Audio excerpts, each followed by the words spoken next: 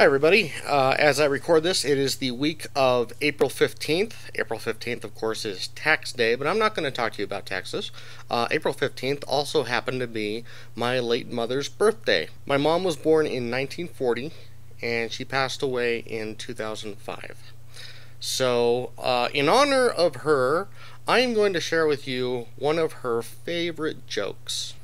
It's World War I, and there are three soldiers who are hiking through France. A private, a sergeant, and a lieutenant. And they have been separated from their platoon, so they are pretty much lost in the forests of France and looking out for the Germans. The private is kind of new, a buck private, just, following orders. The sergeant, career soldier, nothing phases him, he's just doing his job. The lieutenant, on the other hand, kind of a butterbars, really young, wet behind the ears, just graduated from West Point, he knows he's supposed to be a leader, but... So, the three of them are marching through the woods, and sure enough, they are ambushed by the Germans. So, German soldiers take them prisoner, and they take them to a little town that the Germans have occupied.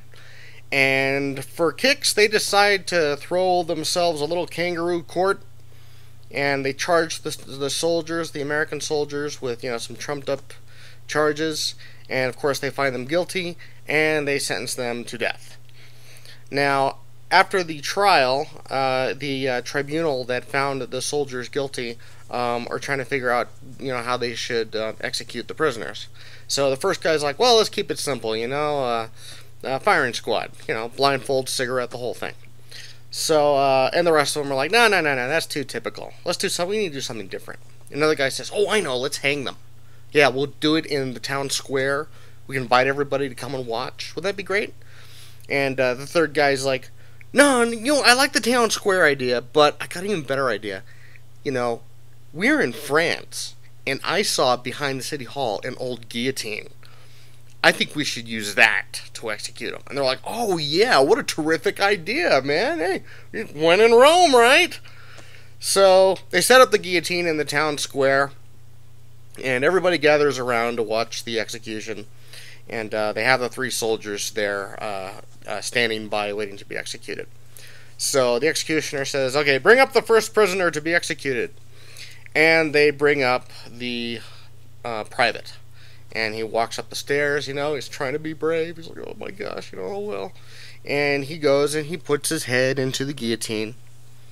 And the executioner pulls a rope, which opens up a latch, which drops the blade, and the blade drops right down, and it stops a half-inch above the private's neck. And everyone else is like, whoa, that was not what we expected. This is weird. And apparently this group of Germans was very superstitious. So they thought, this could be a sign. I think we should let him go. And the other guys are like, I think you're right. Okay, you're free to go. They let the private go. Bring up the next prisoner.